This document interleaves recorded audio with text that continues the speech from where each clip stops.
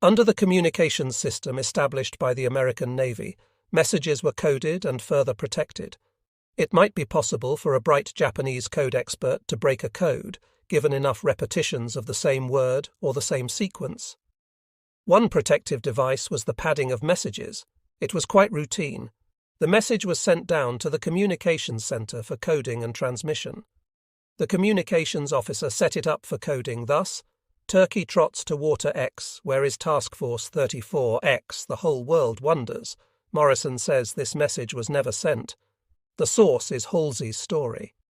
Now the first phrase of the message was obviously meaningless, and it was excised by the receiving communications men on Halsey's New Jersey when it came in. The third phrase was also meaningless, and it should also have been excised. But the Halsey communications men were not sure it was meaningless, because it could be construed to be meaningful in connection with the second phrase, and so the third phrase, not so carefully added, was carefully retained, and Halsey was thrown into a swivet.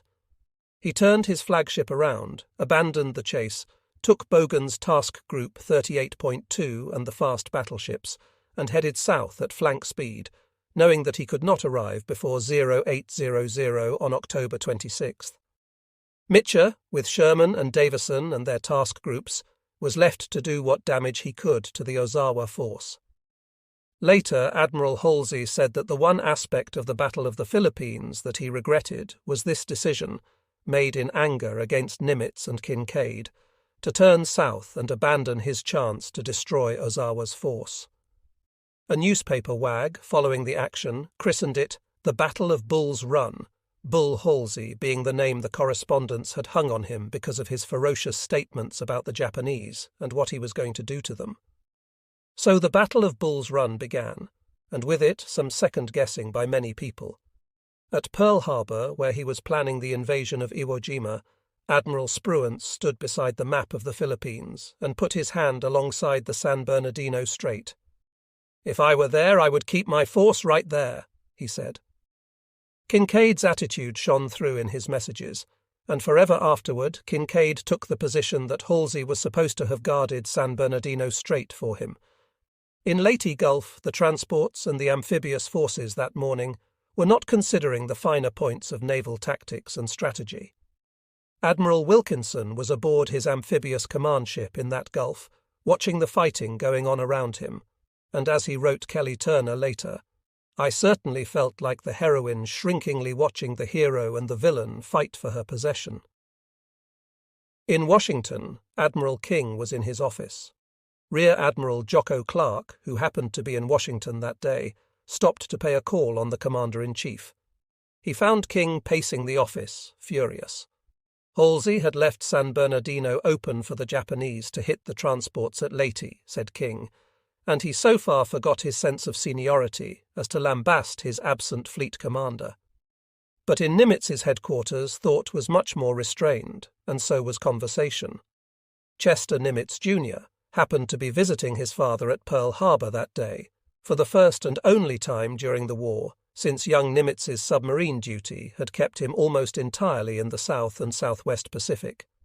Mildly but firmly, Nimitz was blaming Halsey for leaving the strait unguarded and not keeping Kinkaid informed. His son could dare where others might not, and he asked to see Halsey's orders. When he examined the operation orders issued at Pearl Harbor, young Nimitz spoke up. "It's your fault," he told his father. He pointed to the orders, which specifically gave Halsey the right to move out against the Japanese fleet if he had an opportunity to smash major elements. The orders were a reflection of the Sherman-Riley discussions. "That's your opinion," said Chester Nimitz Sr. to Chester Nimitz Jr., and that was the end of the discussion. The rest was left to give the naval historians of the future something to think about. Zuikaku was sunk, and the carrier battleship Ise was hit. Zuiho was hit again and sunk. Cruisers of the task group sank the Chiyoda, which was lying dead in the water, and the destroyer Hatsuzuki. Admiral Lockwood's submarines started closing in on the Japanese force, and Jalao sank the damaged cruiser Tama. But Ise, Hyuga, Oyodo, and 5 destroyers made it safely home, which they certainly would not have done had Halsey pressed on when he was 50 miles from the Ozawa force with his fast battleships.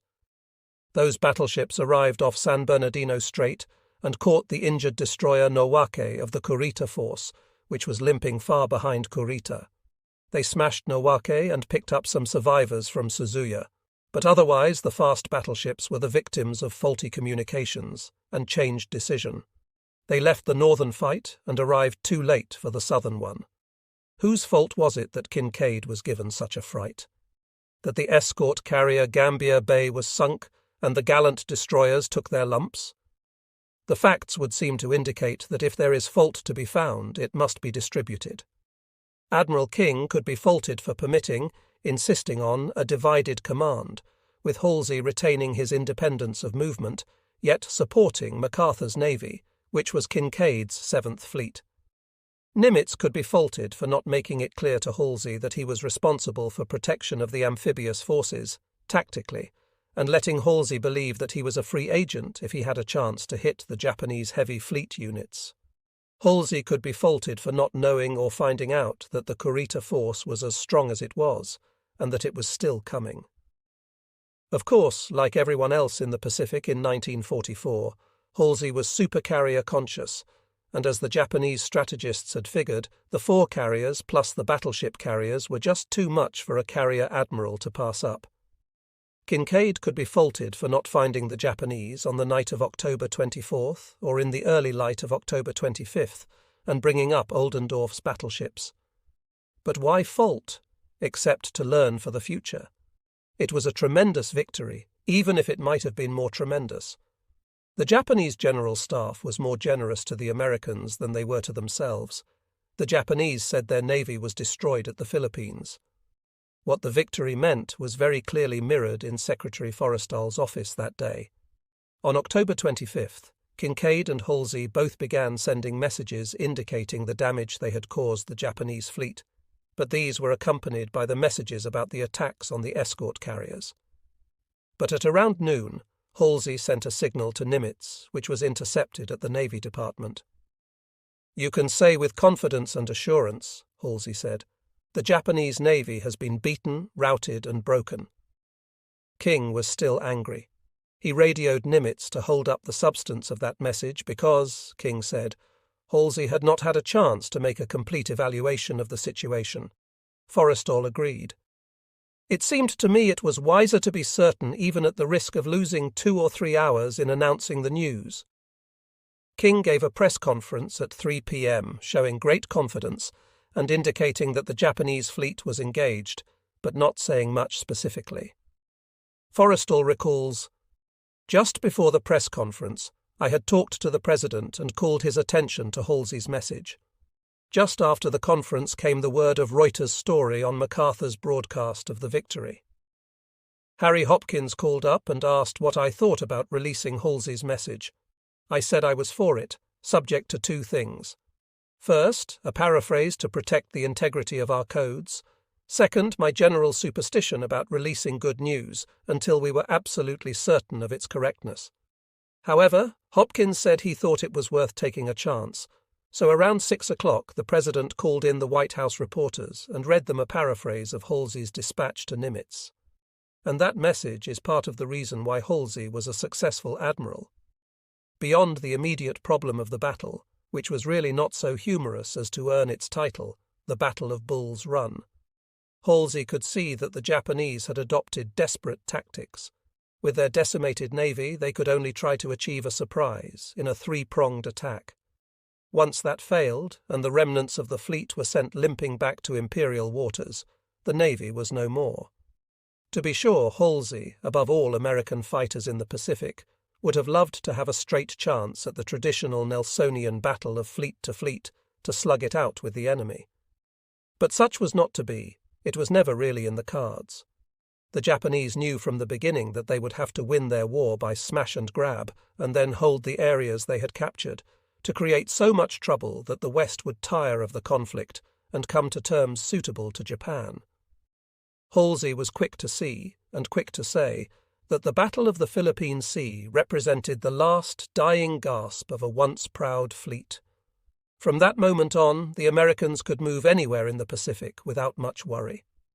If recriminations were in order over the operations of October 24–26, 1944, there was very little time for them in the first days of November.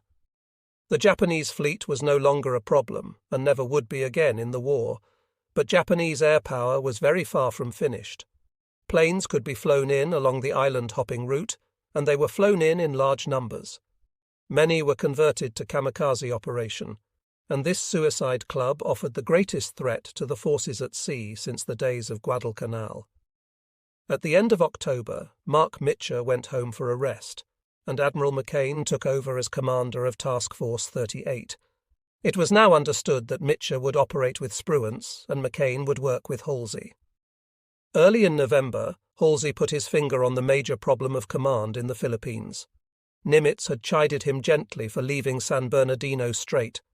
Said Nimitz in effect that Halsey must remember that the Leyte operation could not be allowed to fail, and therefore everything must be done to make it a success.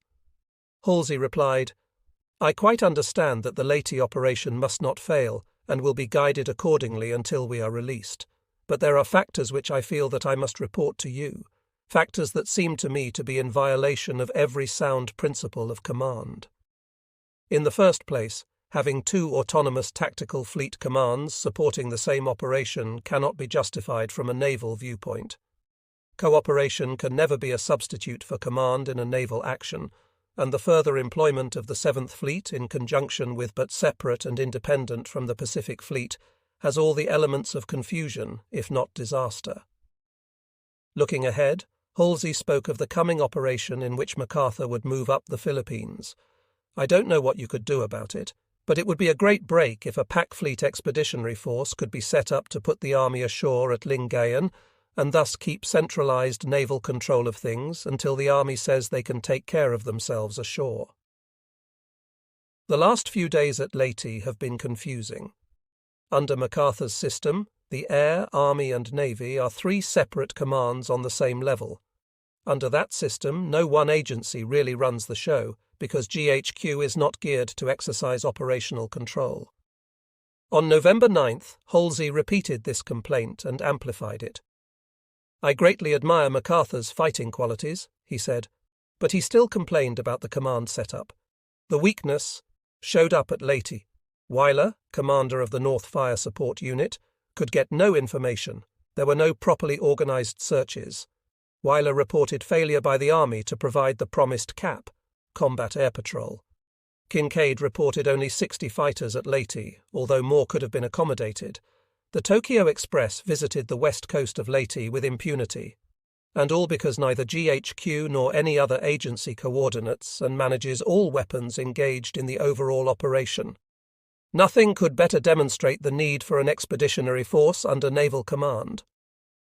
Halsey was discussing the last few days, which had been most difficult. On October 30th, kamikazes hit the carriers Franklin and Belleau Wood, causing enough damage that they had to retire to Ulithi for repairs.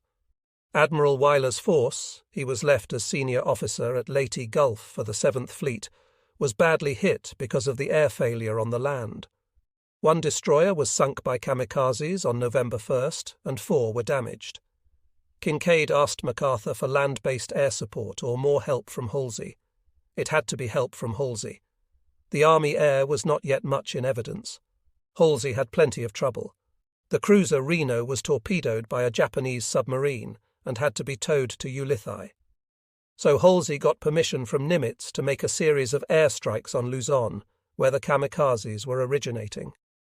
On November 5th, Task Force 38 hit Luzon hard, claiming 439 planes destroyed in a 2-day strike. The carrier planes also sank the heavy cruiser Nachi, a survivor of the Battle of Surigao Strait. But Lexington, the new one, took a kamikaze on the starboard side of the island and was hit badly enough that McCain transferred his flag to Wasp. Still, the pressure on Leyte was sharply reduced. Nimitz was pleased. He noted the high cost, but he remarked that Halsey was inflicting attrition on the enemy at a gratifying rate. Halsey had wanted very much to hit the Japanese islands in November and had secured permission from Nimitz for Operation Hotfoot, until the pressure came back on from the renewed Japanese Air Force. The carriers simply could not be spared until MacArthur could build airfields and get land-based air into Leyte. In the middle of the month, the carriers hit Luzon, sinking a light cruiser, 5 destroyers and 7 transports, at a loss of 25 planes for 84 Japanese planes. This was indeed healthy attrition. On November 25th, planes from Bogan's and Sherman's carriers sank the heavy cruiser Kumano. But that day, kamikazes hit carriers Intrepid and Cabot hard, and Admiral Bogan had to go back to Ulithi with his task group for repairs. At the end of November, King and Nimitz met again to discuss the affairs of the fleet. Halsey had been at sea for 3 months, which was a long time to hold operational command of a fighting fleet without a rest. King suggested at these meetings that Halsey ought to have a 2-month rest on the mainland at the earliest opportunity. That thinking accorded with the private plans Nimitz had already discussed with Halsey, to have him come out of battle at the end of the year. But another matter came up, ever so delicately, at these meetings: the composition of Halsey's staff. There was a lingering feeling in Washington and at Pearl Harbor that Halsey's staff was not all it should be. When Halsey went ashore, Nimitz thought, was the time to look into staff changes. King and Nimitz, along with Leahy, were waiting then for the passage by Congress of a bill creating a new naval rank, Admiral of the Fleet, with the understanding that they would soon be appointed to such posts. If and when that happened, King said, perhaps he ought to make Kincaid a full admiral, to even up the fleet commands. On an inspection trip to the Pacific that fall, Towers had been unfavourably impressed by Hoover, who was an outspoken and driving character. Towers had made a firm recommendation that Hoover be replaced, partly on the basis of his impression of Hoover's personality, partly because of the running feud between Hoover and General Hale. The recommendation was heard, and Nimitz squashed the move. He wanted Hoover to continue in his job. The friction between Hoover and Hale, he said, was doubtless due to Hoover's driving qualities and his attempts to make an unwilling Army Air Force move out on shipping strikes, which they believed were a waste of time and talent. Nimitz was well aware of the animosity between Towers and Hoover. In October, Towers had returned to complain about many aspects of the forward areas: too much luxury for Hoover and his staff, too much trouble with Hale, too little attention to civil affairs. Nimitz had called on Hoover to explain, and on October 5th, Hoover had written him in detail, naming Towers as the complainant and answering the complaints. Of course, there was bound to be complaint about Hoover. Lieutenant Commander McArdle, who was assigned to Hoover that fall as public relations officer, described him thus: Admiral Hoover was not the most popular admiral in the Pacific. He was harsh and exacting, a perfectionist. If the 7th AAF's bombing of Iwo Jima didn't suit him, one time he concluded that too many of the liberators were turning back from engine trouble without reaching their target. He would sit down and write a terse 10-word message blistering the pants off the Army Air Force and send it to General Hale. Or he would have an orderly call General Hale's orderly and ask the general to call Admiral Hoover. The admiral never called a subordinate direct, and it wasn't always the Army Air Force that caught it. An island commander, a CB unit, a Navy port director, any of these could become the target of the scathing invective, delivered in a calm, almost silken voice that could send chills down the spines of strong men. McArdle enjoyed his stay on Saipan with Hoover, or rather on the Curtis, the Admiral's flagship. The beds were good, and the food was the best in the Pacific. The Admiral treated himself well. The ship was the former yacht of millionaire Cyrus Curtis. They had springs in their bunks, always clean linen, ice cream every afternoon, and almost immediately on reaching Saipan, an officers' club on Maniagasa Island. That idea didn't work so well. Some officer carelessly threw a cigarette butt. It landed in a Japanese ammunition dump concealed in a cave, and the officer and dump were blown to Kingdom Come. But there were always the boats, in which beer could be drunk on the reefs, not on shipboard. And there was the tennis court. The old man, as his staff called him, was in his 50s and a bug for tennis. So wherever the Curtis would wander, The Seabees would follow with rollers and equipment to build the Admiral's hard-surface tennis court. Nimitz had heard all the tales. He was very fond of Hoover and intensely loyal to him, and Hoover was doing his best in a most unenjoyable job for a sailor, management of shore facilities and shore people, in addition to shore-based air. Hoover did an excellent job. This loyalty of Nimitz's was an interesting facet of his character, as has been seen, and a piece with all the rest. As long as an officer did not offend higher authority, and remained in Nimitz's good books by good performance of duty, the Admiral would protect him from all the curves thrown by the Army, the Marine Corps, or even the man's peers. Thus Hoover, whose personality and activity offended Admiral Towers and various Army generals, could be safe under the protective mantle of the Pacific Command. But a Fletcher, or a Brown, or a Drake, or a Moore who had gotten under the skin of someone higher on the totem pole could not be saved by Nimitz. Even less diplomatic commanders like Halsey and Spruance had learned that personal loyalty in the Navy system had its limitations. Spruance had been forced to transfer Captain Moore, his chief of staff, because of King's dislike for the man. Halsey, the rebel, fought tooth and nail to hold on to Browning, his chief of staff, but to no avail. In sparing himself such useless strain, Nimitz was far more judicious. The Admiral was an expert in his own public relations. He never offended higher authority uselessly, and to him uselessly would mean going to bat for someone in serious personal trouble. That was the ancient Navy system. Nimitz had said at the outset of the war that he preferred to let Admiral Jacobs, the personnel director, have the say on senior officers. Thus Nimitz avoided the responsibility for personnel changes throughout the war. It was a wise course and an effective one. Halsey was quite the opposite. He would fight like a tiger for his men. True, he would be quick to ship out an officer who goofed up or who displayed disloyalty to him, but an officer who was loyal and was doing his job could do no wrong with Halsey. He proved that successfully in the case of Scrappy Kessing, who was very nearly a victim of the Navy bureaucracy. And yet the limitations of loyalty are indicated in the cases of both Halsey's and Spruance's personal choices as Chief of Staff. Halsey had Browning, who fitted him very well, but Browning somehow antagonized the Secretary of the Navy at Noumea, and from that point on King put constant pressure on Halsey until Browning was moved out. Spruance liked Captain Moore, who was the ideal Chief of Staff for him because Moore was hard-working and detail-conscious, so exacting and so able that Spruance could be lazy, Moore's word, about detail. But Moore had antagonized King, and thus he had to go. Moore could not even be promoted or have the sop of a Distinguished Service Medal. Spruance and Moore talked over Moore's problem many times, but Spruance was wise enough to refuse to keep butting his head against the stone wall of King's resistance, and thus call down the furies on himself. It was the Navy way, and if Halsey defied the way from time to time, it did him precious little good, and only his tremendous ability as a commander and a fighting admiral saved him from the wrath of his superiors. Nimitz's course, then, was that of a very judicious man. At this particular set of King Nimitz conferences, in November 1944, there were other personnel matters to be decided, and Nimitz made several recommendations, indicating his manner of dealing with King and with Jacobs, who sat in on this part of the discussion.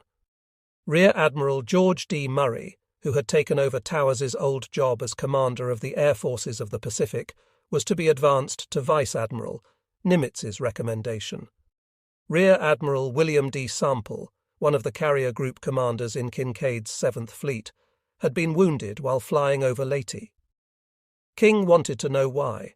Was Sample out joyriding over the Japanese lines, which would have gotten him fired, or was he there to observe the position of the Japanese, which might get him a medal? Nimitz promised to look into this matter, so it went, Nimitz exercising restraint on King at times. King wanted to relieve Fletcher as commander of the North Pacific Force, and Nimitz gently demurred. It was not important enough for King to pursue.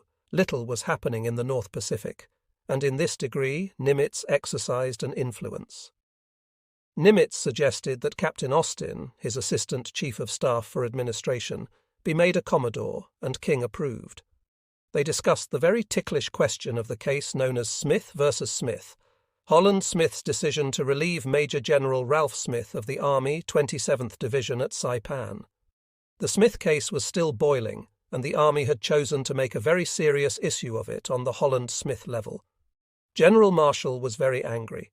He had already made the flat statement that never again would an Army general serve under the Marines, and now the official buttressing of this position was underway. Marshall had written King on the subject in November, asking King to straighten out the matter between Nimitz and General Richardson. Marshall had also asked that Navy public relations be chided for allowing articles to be published that will cause friction between the services, quite forgetting the articles the Army had fed the press just after the incident. Marshall was not aware that Nimitz had flatly refused to make any statement in the interests of Army-Navy amity. Characteristically, Nimitz made no mention of this decision. It was decided earlier and affirmed here that in the coming operations against Iwo Jima no Army troops would be used, and thus there could be no arguments. Holland Smith would be in charge at Iwo Jima. What would happen after that was yet to be decided. There were at this time long discussions of the Allies and potential allies in the war against Japan. The British wanted to participate, which would create problems outside the Australia-New Zealand area, as far as logistics was concerned. The Russians were talking about coming into the war, and King noted that Mr. Stalin had asked for 3 months stockpiling in Siberia in preparation for their entry into the war against Japan. In addition, Mr. Stalin said that 3 months after the war with Germany, ends would be necessary to build up the 30 to 40 Russian divisions in Siberia to 60 divisions. Once again, the discussion turned to strategy in the Pacific. Nimitz presented plans for Operation Long Tom, which would be an invasion of the Chushan archipelago. King liked the idea, as a preliminary to the invasion of Kyushu, which was then tentatively scheduled for mid-September 1945, followed by a December invasion of the Tokyo Plain. For the first time, serious talk was begun about post-war plans, personnel, bases, sea frontiers, and logistics. It was almost eerie that these top commanders were able to consider the war on so many levels, those of operations, tactics, strategy, post-war planning, and internal administration of the Navy, all in one meeting. Months before, when the news of the casualties at Tarawa had brought Nimitz scores of angry letters from mothers who accused him of sending their sons to their deaths, and wives who called him murderer, Nimitz had said sorrowfully, "This is one of the responsibilities of command. You have to send some people to their death." With equal aplomb, he could now discuss a plan by Halsey in the South China Sea and the number of Army troops in the Pacific who might be used for operations against the enemy. In the November meetings, King and Nimitz agreed that in the future 2 of the Third Fleet's fast carrier task groups ought to be at rest at Leyte, while the other 2 were in operation, and late in November Halsey did come into port. 2 weeks later he was out in the Pacific again, striking the island of Mindoro in connection with MacArthur's move up the Philippines. On December the 17th, Halsey and his force were steaming along in stormy weather, about 500 miles east of Luzon, standing out from their operations to refuel at sea. It was typhoon season in these waters, and by mid-morning Halsey knew he was facing something more than an ordinary storm. Checking with his aerographer, he decided to move 200 miles to the northwest. Unfortunately, instead of moving away from the storm, he was moving directly toward its center, because the aerographer took the position that the disturbance center was 500 miles east of him, and that it would strike a cold front and turn northeast. Again, communications failures hurt sorely. After Halsey had made his change, he received a delayed dispatch that told him the storm center was not 500 miles east, but 200 miles southeast. He changed the fueling rendezvous, and changed it again. He ran southwest and saw the barometer dropping all the way. The destroyers were very low on fuel. Some of them took in water ballast, some of them did not. The ships began to struggle under mountains of water in vicious seas, some of them 70 feet high. The mighty New Jersey was tossed so that the furniture had to be lashed in place. But the New Jersey could and had taken a shell hit from an enemy ship without Halsey even knowing it. ships of the fleet, the impact was frightful, and in 3 cases disastrous. The destroyers Spence, Hull, and Monaghan were turned over and sunk. As a child sinks his toy boats in the bathtub by forcing them under the water, so the storm forced these ships over until the water went gurgling down their stacks, and the weight overwhelmed them. Captain Preston Mercer, Nimitz's old flag secretary, was commander of a destroyer squadron. He managed to save his own ship, but could not help some of his others. When the terrible storm was over, 24 men from Spence had been saved, 44 from Hull, and 6 from Monaghan. Later, another 10 from Hull were found. The Third Fleet went back to Ulithi, arriving on December 24th. Captain Mercer called on Admiral Halsey, and they naturally fell to discussing the typhoon. Halsey asked Mercer for his opinions, straight out, and Mercer gave them. There was fault somewhere. "You're damned right," said Halsey. "Somebody ought to be court-martialed for this, either me or the Bureau of Ships." Halsey was referring to various modifications made in the sunken destroyers over a period of time since they had been launched, changes that added more and more weight to the ships above decks and changed their centre of gravity. These modifications had made them top-heavy, or at least not as stable as they had been designed to be. A disaster of the extent of this typhoon demanded an investigation. After all, besides the 3 ships sunk, the cruiser Miami was sorely hurt. So were the light carriers Monterey, Cowpens, and San Jacinto. The escort carriers Cape Esperance and Altamaha were badly damaged, as were the destroyers Aylwin, Dewey, and Hickok, and 19 other ships of the fleet. Nearly 150 planes were lost, 790 men were killed, and 80 were injured. "It was the greatest loss that we have taken in the Pacific without compensatory return since the First Battle of Savo," said Admiral Nimitz. Nimitz came to Ulithi that day bearing a Canadian Christmas tree bedecked with fancy ornaments.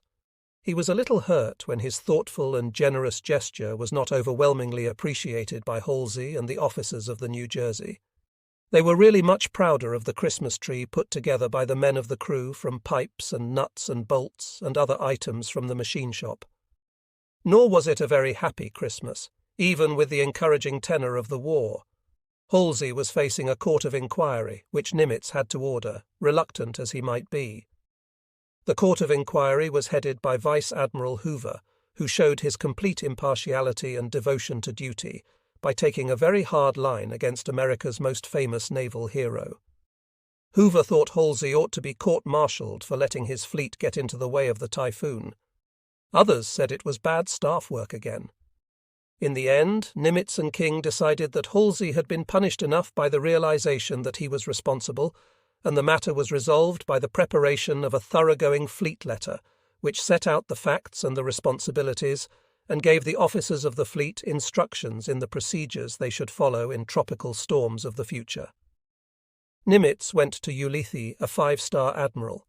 So new was the rank that the sailors of the fleet did not even know how a 5-star admiral's stars were to be arranged, and it took some puzzling to get him a set.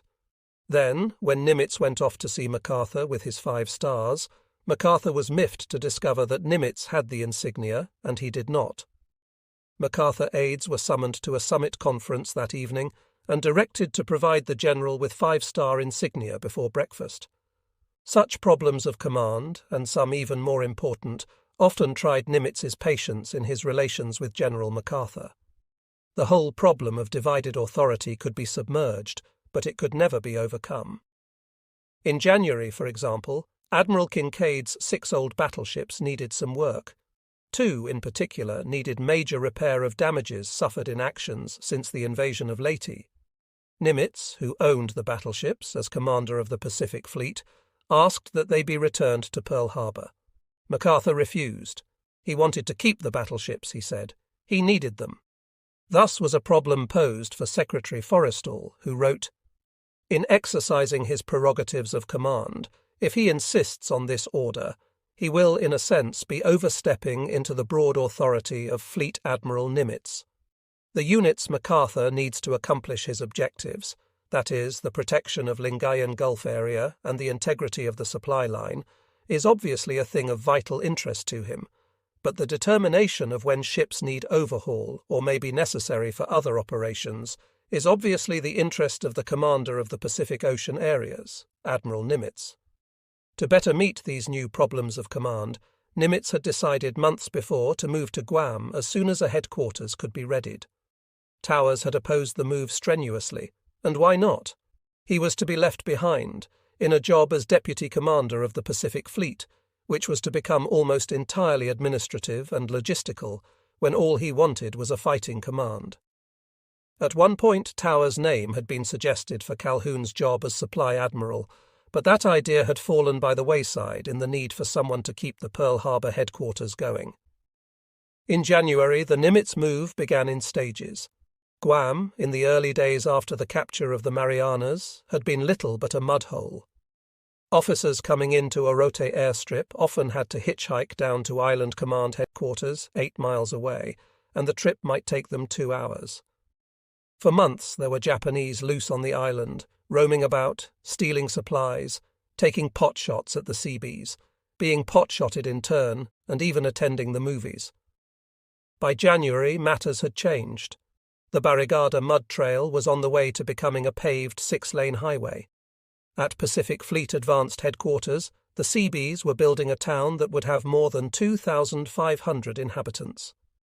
Nimitz had a white clapboard house with 4 bedrooms and 4 baths, opening onto a courtyard that was landscaped with grass and flowers.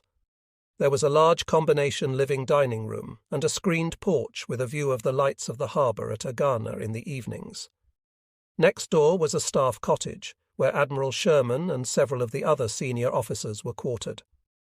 Even so, Guam was a dusty place when the sun was hot, and a muddy one when the rains came, which meant nearly every day between January and May. In the beginning, the officers lived in 2-story Quonset huts. When it rained and the lightning flashed and thunder pounded, the staff was miserable. Down below, the water might compete with the heat for most miserable. Up on Sinkpax Hill, it was better. Guam was a forward headquarters, so the uniform in daytime was khaki shirts and trousers or shorts with no neckties. At night it was tieless khaki. Immediately the reason for the move to Guam was apparent. Where before the coming and going of officers between Pearl Harbor and Brisbane had been a noteworthy event, now movement between Agana and MacArthur's headquarters became commonplace. As for Nimitz, he arose early and went walking before breakfast these days, then ate and went to the office, where he observed much the same routine as in the days at Pearl Harbor.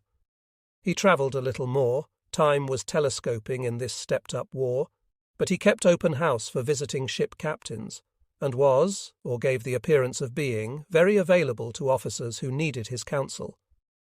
Actually, Sock McMorris protected Nimitz from much of the detail these days, and his quick yeses and quicker nos were famous in the fleet. Forrest Sherman spent much time thinking and talking over problems with Nimitz, and as usual the senior staff met every day to keep a running contact with the war. The public at large scarcely knew Nimitz, in spite of the occasional article that had appeared in one of the big magazines. The war in the Pacific, to this point, was MacArthur's war, and, when the Navy was mentioned at all, Halsey's war. Nimitz was happy to have it that way, knowing that his place in the Navy did not depend on public acclaim, and apparently he was also oblivious to his place in history. He kept some memorabilia and a file of correspondence, particularly his admiral-to-admiral correspondence, which was personal but official. The command had its war diary, which described the various daily happenings of note, and the more confidential Grey Book, which included estimates of situations and some comments on personnel, as prepared by the senior members of the staff with Nimitz's approval. Both, of course, were secret at the time. Overall, however, Nimitz was even more shy than Spruance in matters of personal publicity. In January of this year, when the list of 5-star officers was published, and Nimitz was among them, his name suddenly leaped out to the American public for almost the first time. Admiral William V. Pratt, one of the oldest and wisest heads in the Navy, who had retired and was writing a weekly column on the war for Newsweek, suggested that it was time Nimitz had a little publicity. "Now I want to tell you something, and it is not hot air," Pratt wrote Nimitz. "I have watched your work, and in my opinion you have displayed all the qualities a top leader should possess. It is about time a few bouquets were given to the Navy for the magnificent work it has done in the Pacific, and I am going to do it." Pratt did write a column on Nimitz, but Nimitz scarcely appreciated the honour. At about this time, Navy Public Relations in Washington suggested to Captain Miller at Fleet Headquarters that Nimitz ought to be built up personally in view of the pressure from public and Congress that was pointing to MacArthur as the man to lead the invasion of Japan. "Any plan for a publicity build-up for me is absolutely contrary to my ideas for the conduct of the war in the Pacific and meets with my disapproval," Nimitz said, "as well as the disapproval of Mr. Forrestal, with whom I have discussed this in the last 2 days." Forrestal was in the Pacific in February, when the letter was written, for he had determined that he was going to be in on one of these amphibious landings, and he had chosen the Iwo Jima operation. The usual build-up by Kelly Turner had begun months earlier, while Spruance sat in Pearl Harbor and made his plans for the big step forward. Holland Smith looked over the intelligence reports and the statistics and said Iwo Jima would be the toughest fight his Marines had yet taken on. He would take the island, he said, but his casualties would be high and the fighting would be very fierce. This warning gave Spruance pause, because he was the principal architect of the Iwo Jima plan. In the floundering that accompanied the basic disagreement between MacArthur, who wanted Philippines Japan, and the Navy, which wanted Central Pacific China, King had grasped at Spruance's proposals for Iwo Jima and Okinawa as stepping stones to Asia proper. Now, worried, Spruance began rechecking all the facts that had led to his proposal. What comforted him most was the assurance by Major General Curtis LeMay of the Quickswan Bombing Command that Iwo Jima would be invaluable to him for his B-29 operations against the Japanese homeland. Because of the difficulties, the Japanese were heavily dug in. Holland Smith wanted a 10-day bombardment of Iwo Jima. Spruance said it was impossible. There was no time for it. 3 days was all he could grant. After all, as they all agreed, Iwo had been bombed intermittently for the last 8 months, and as of the day of invasion would have been bombed daily for 72 days. That should be enough shock and destruction. It was just a year before the Americans had begun stepping up the pace and taken the Marshalls.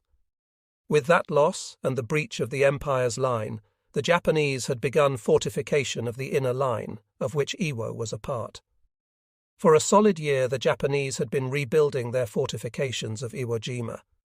Its strength to resist would be very great, and everyone knew it. The strength of the American Navy had also grown very great in the past year too. The Navy had 23 battleships, 89 carriers, 13 of the 27 000-ton carriers, 3 pre-1942 carriers, 8 light carriers and 65 escort carriers, 62 cruisers, 371 destroyers, 378 destroyer escorts, 238 submarines, 1,161 fighting ships in all. By the end of 1945, it was projected that the Navy would have 1,337 more ships, including 30 more cruisers, and as much of this power as was needed could be turned against Japan. Besides this, the keels were laid in 1944 for 345 000-ton supercarriers. The difference between 1944 and 1945 was shown very clearly in the Leyte Gulf landings on Luzon by General MacArthur's forces. This landing was conducted entirely by Admiral Kincaid and his 7th Fleet. He had battleships and cruisers aplenty, mostly from Sinkspack on loan, 15 escort carriers, 6 seaplane tenders, and hundreds of planes in support from airfields to the south. It was true that the going was getting tougher all the time, because of the numbers of Japanese troops, and the kamikazes who threatened every ship afloat, and the growing determination of the Japanese to resist. But the numbers of American troops, planes, guns, and ships were increasing every week. It would have to be thus, and so would General MacArthur's force have to increase, for there were nearly 200,000 Japanese troops on Luzon. The war was taking a very different course now that the Americans were nearing Japan. Nimitz's relationship to the Philippines operation was simply to be in support, which meant that he supplied the ships and some of the commanders and the means to sustain them in the battle. He had no say about operations, nor any time to worry about them. In mid-January, when the invasion of Luzon began, Nimitz's concerns were Iwo Jima, Okinawa, and what lay beyond. Neither Nimitz nor Spruance had any taste for invading Japan, but they could see the pressure building up day after day. Iwo Jima was to be taken by the old team, so to speak. Spruance was in charge. Kelly Turner was commander of the Expeditionary Force. Holland Smith was commander of the Expeditionary Troops, and under him came the V Amphibious Corps, with Major General Harry Schmidt in command. Rear Admiral Harry Hill had the attack force, and Rear Admiral W.H.P. Blandy was the support force commander. Mark Mitcher would bring in Task Force 58. Additions representing the growing power were a logistic support group and a search and reconnaissance group. The Japanese build-up of Iwo Jima brought the force to 21,000 defenders, but that figure scarcely told the story. Lieutenant General Tadamichi Kuribayashi had spent many months rebuilding the defences, and as the Americans flew over the island taking photographs, Kelly Turner's photo interpreters said they could see the positions being strengthened day by day. The shore guns, for example, were placed in position to have protection from naval gunfire, with 4 to 6 feet of concrete around them. Anti-aircraft guns were placed in fortified pits so that it would take a direct hit to knock one out. The island was tunnelled until it became a beehive of caves and passageways under the surface. General Kuribayashi did what he intended to do, transform the island into a fortress. The Americans knew it would be tough going, yet they did not know how tough. Spruance's plan called for a strong carrier strike on the Tokyo area just before the landings. The purpose was to take Japanese attention away from a bombardment of Iwo Jima that would begin 3 days before the landings. Furthermore, the air attack would keep Japanese planes from coming to Iwo until the Marines had a chance to establish themselves there. Holland Smith and his generals really put up a stiff fight to get more bombardment time, but the best they could achieve was Spruance's agreement to give Admiral Blandy the option to bombard for 1 extra day if he felt it would help. The Spruance-Turner argument against longer bombardment was that it would not be possible because of the limited availability of ships, ammunition and supplies, and the surprise angle. The ships and ammunition were a real problem. Nimitz was shuttling supply ships and others from 7th Fleet for 5th Fleet, so as to support these heavy military undertakings in both quarters. On January 27th, Admiral Halsey turned over command of the fast battleships, the fast carriers, and their supporting ships to Admiral Spruance, and the organisation once again became 5th Fleet. Spruance spent his days planning the next operation, to Okinawa, and making sure of the readiness of various units for the Iwo Jima fight. He was particularly concerned with the coming carrier strike on the Tokyo area, because it was apparent in the battle for the Philippines that the Japanese were still able to turn out airplanes very quickly and very well. I could see no object in any longer fighting these aircraft around the perimeter if we could by accurate bombing wreck the factories where they were being produced and so reduce the output. Aircraft factories were strategic targets, and as such they found a new important place in Spruance's mind, and his thinking about the carrier expanded. On February 8th, Spruance sailed, and on February 16th, Task Force 58, the fast carriers hit Japan from a point only 60 miles off the coast of Honshu. The strike was vigorous, but not very successful as far as the aircraft factories were concerned. The force claimed 341 Japanese planes shot down and 190 destroyed on the ground, with losses of 88 planes from all causes. The tactical value of the strike was to delay Japanese air assistance to Iwo Jima. Holland Smith continued to believe it would have been more effective warfare to give longer fire support in the way of pre-invasion bombardment. Again, it was the problem of an officer's particular view of the war. One reason Spruance was apparently so stubborn in resisting the demands for longer bombardment was the timing of the whole Central Pacific campaign. Originally, it had been hoped that Iwo Jima would be invaded on January 20th, but logistic problems affecting MacArthur and Nimitz had caused a delay until February 19th, and Spruance did not see how he could delay any longer. for after Iwo Jima there must be an interlude, and then the Okinawa operation, and Spruance had to backtime, schedule backwards, from the beginning of the hurricane or typhoon season. He also had to share his ships with MacArthur. Obviously, he could not let the Okinawa invasion be caught in a typhoon. Halsey's typhoon had shown just what could happen, and if that damage were multiplied by cargo ships and landing vessels that were not so very seaworthy, there could be the devil to pay. The Iwo Jima operation had been months in the planning, and shiploading had begun in December. In the last few weeks, the worried Marines had asked for many aerial photographs.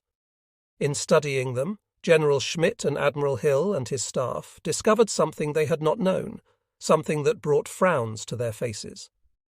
Looking at a Japanese LCI, landing craft infantry, that had been wrecked on the beach, they could see the working of the beach stuff around the vessel, which indicated an extremely soft beach. Later they were to discover that the beach was nothing but dark volcanic sand and cinders, which seemed to have no packing quality at all.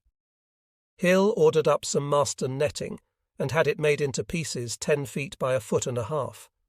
Hinged, it could be put together in an accordion pleat and stretched out to 50-foot lengths. These would be spread out for tractors, and by pulling them along they could quickly set up a 150-foot length. They tried it on an Oahu beach, and it worked very nicely. There were new devices in this operation, as each landing taught the amphibious commanders more about their strange business. They had cranes and fire pups for the beaches, and 7 armoured bulldozers. On January 11th, Hill and General Schmidt left Pearl Harbor in the Auburn, Hill's flagship. At that moment, Admiral Hill was not certain that he was not going to be commander of this force. Turner was laid up with a bad back and actually had given command to Hill. But on January 27th, Turner overcame his personal miseries, struggled into a back brace, and took command. They sailed, Turner with the 5th Division in the lead, and Hill 25 miles astern with the 4th Marine Division in his ships. On February 5th, they were in Eniwetok to take on last-minute supplies. On February 11th, they were in Saipan, and there Secretary Forrestal joined Turner and General Holland Smith on the flagship El Dorado. Turner was sick again, and almost from day to day Hill did not know whether he was to command or be second in command. 3 days before the invasion, Admiral Blandy began his bombardment. The weather was not very good, and Blandy did not use up all the ammunition scheduled, nor did he opt to take the 4th day for bombardment. Later, Holland Smith was to say this decision caused many more American casualties than were necessary. Admiral Hill, however, thought quite differently about it. Based upon my knowledge of the called gunfire over Admiral Turner's circuits, which were monitored during the following days by my staff, it is my firm opinion that most of the targets suitable for destruction by naval gunfire had been eliminated. One such was a group of targets masked by the Japanese, very successfully, during the opening hours of the invasion. General Kuribayashi, who would have been an ornament to any nation's army, had ordered his defenders to remain concealed until the troops began to move ashore, then open up. But on D2, when the underwater demolition teams, UDT, were moving into the beaches of Iwo Jima to check for obstructions and clear the way, the Japanese defenders mistook the UDT men for the invasion force and began firing guns and mortars from the hills. All 12 of the LCIs involved were hit, which gives a good indication of the guns and the marksmanship. But the guns were exposed, and many of them were silenced in the next 2 days. The landings went off as scheduled, except that the cinders were far worse than expected, and the vehicles immediately began bogging down. Infantrymen sank in up to their ankles and could only shuffle along. It was going to be a tough fight, that much was obvious. Tough it was. The Japanese were so well dug in, and their guns so well placed, that they had to be routed out, position by position, with flamethrowers, artillery, and grenades. It was the old game of sealing the caves shut once again. On D+1, the southern airfield was taken. On D+2, the 5th Fleet met the kamikazes, mixed in with regular fighters and bombers for the first time. Saratoga was hit, the Bismarck Sea was sunk, and Lunga Point was damaged. Turner, with the Secretary of the Navy aboard, retired from the area for a time. The fighting was very fierce, but on February 23rd, Mount Suribachi was taken, and photographer Joe Rosenthal's famous flag-raising picture was made. On D+13, the first B-29 made an emergency landing on the Numpel 1 airfield, illustrating the value of Iwo Jima to the war effort. By that time, the big fleet carriers had gone back to Ulithi to get ready for the Okinawa operation. On March 5th, Admiral Spruance decided the critical period on Iwo Jima was over, and he sailed for Ulithi to take up his planning again. On March 8th, Turner turned command over to Hill and followed Spruance. Holland Smith moved from the El Dorado to Hill's Auburn. Holland Smith, by this time, was a nervous wreck. Whatever else had happened, his relief of Ralph Smith at Saipan had ruined Holland Smith's future in the Pacific War. In title, he was in command of the expeditionary troops. In fact, he was kept on shipboard all during this operation, only allowed ashore by Turner for inspections, and not allowed to direct his Marines. He spent most of his time in his cabin. After he came over to Auburn, Hill, who liked Smith and felt sorry for him, would go down to the general's cabin to play cribbage. It was one of Smith's few reliefs from the loneliness in which he now found himself. For Smith had become a victim of the inter-service power struggle. Admiral Hill conceived of a diversionary operation of his own. He sent the destroyers Dorsch and Cotton on a sweep to sink 2 trawler-type pickets off Japan, and let it be indicated by radio messages that the battle force was out. He called it Operation Sockham. When Nimitz heard of it, he approved, and so did King, but King also felt constrained to tap Hill on the wrist for using a code name that forecast the type of operation conducted. On March 23rd, Nimitz visited Iwo Jima. He had just come back to the Pacific after a trip to Washington, where he had lunched with President Roosevelt and met with Admiral King to discuss high strategy again. At these meetings, Admiral Cook, King's planner, suggested that after the Okinawa operation, the Pacific forces should go into Chushan and the Kurils. But Nimitz's basic planning was still awaiting the outcome of the Philippine and Okinawa operations. Iwo Jima fighting lasted until March 26th. It was as expensive as Holland Smith and General Schmidt had feared it would be. 6,000 Marines and 900 Navy men were killed, and 19,000 were wounded in wiping out all but 216 of the 21,000 Japanese fighters on the island. Smith, thoroughly embittered against Navy and Army, soon went home to a training command, never again to return to the Pacific. In the forthcoming operation against Okinawa, a British task force would work with the Americans. Vice Admiral Sir Bernard Rawlings was bringing 4 carriers, 2 battleships, 5 cruisers, and 11 destroyers to participate in the Pacific War.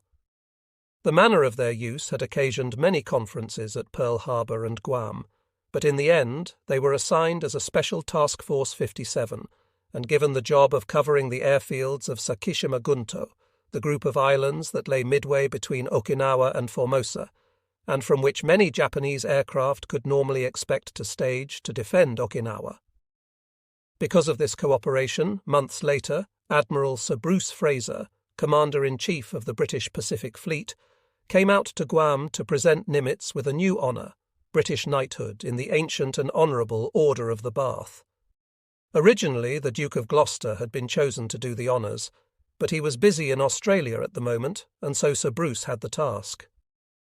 At 1100 one morning, Nimitz and several members of his staff went aboard Sir Bruce's flagship for the ceremony, and after reading from an impressive document, the British Admiral placed the broad scarlet ribbon of the order about his opposite number's neck. Then grog was issued to the crew and the cheers went up. The British had an old naval custom for visiting firemen, as Sir Bruce informed Commander Lamar, the Admiral's aide. "Flags," said Sir Bruce. "It is the custom that when your master splices the main brace, issues free grog to the crew in honour of some important occasion, you down a tot of grog bottoms up." Commander Lamar was not much of a drinker, nor was he used to drinking black British rum in the heat of the day, 125 at noon in the sun. But he manfully downed his tot, then headed below deck to the first officer's cabin and the head, where he retched up the rum, took a shower, sobered up, and recomposed himself. He came back on deck to find that no one had noticed his absence, and to pull one of the social gaffes of the war.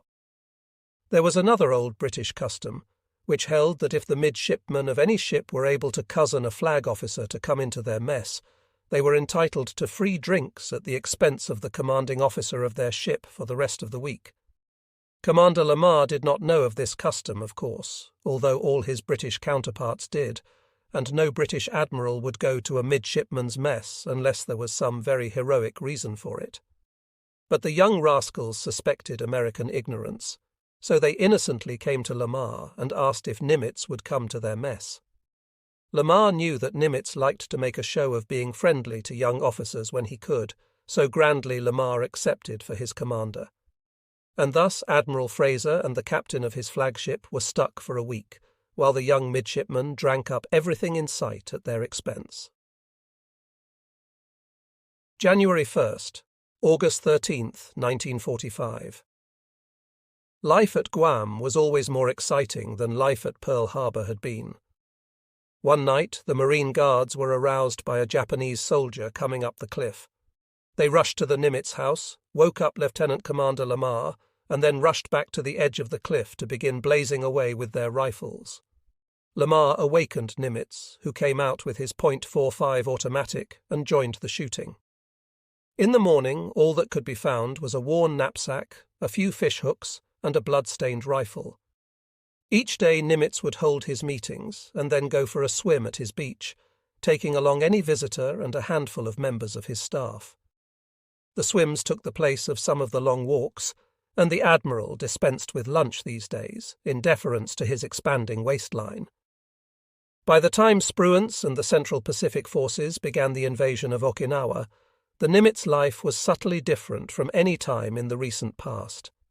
He was writing Halsey about fleet public relations and explaining the efforts that were being made, such as setting up a special press transmission ship, the Mount McKinley. He was corresponding with all his admirals about the post-war fleet. To be sure, Japan was still in the war, and there was a long way to go to defeat her, yet the odour of victory was definitely in the air already.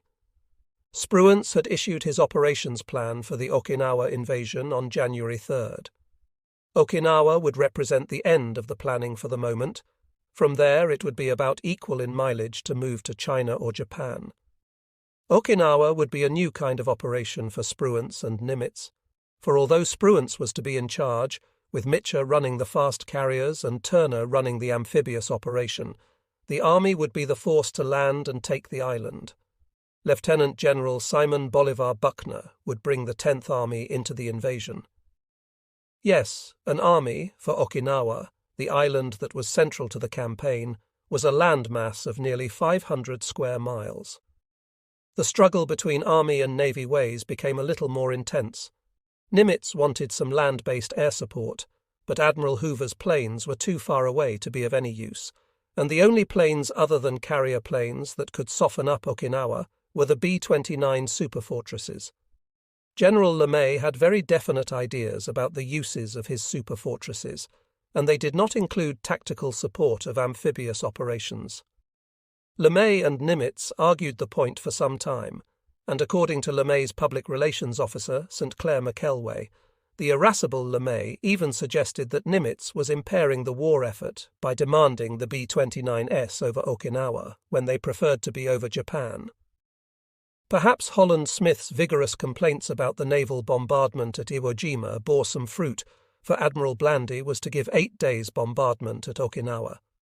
It was planned that General Buckner would have Major General Geiger and the 1st, 2nd, and 6th Marine Divisions, 4 infantry divisions of the Army Thwaditor Corps, under Major General John R. Hodge, with a 5th Division in reserve. It meant there would be more than 170,000 American combat troops on Okinawa to challenge an estimated 77,000 Japanese. To land these troops, it would take 8 transport squadrons of 57 ships each. First of all, Admiral Mitcher's Task Force 58 began softening up the island. Jocko Clark was back in action, along with Ralph Davison, Ted Sherman, and Arthur Radford, each in command of a task group. It was expected that the Japanese would meet the American force with some 2,000 or 3,000 planes over Okinawa, and they apparently did.